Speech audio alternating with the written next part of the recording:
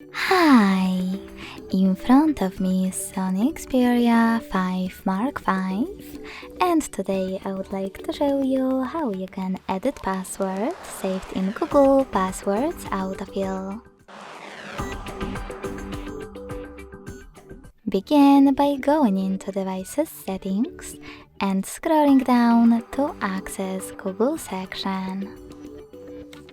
Then click on Autofill, Autofill with Google, and Google Password Manager. Now just select one of your passwords that you wish to edit and enter your current login method. Then hit Edit button right next to the delayed one and change wherever you wish to.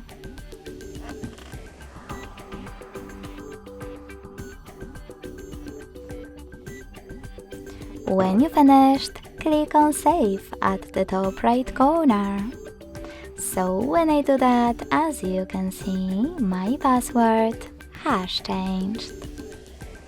Thanks so much for watching. If you enjoyed this video, don't forget to leave a like, comment and subscribe. Bye!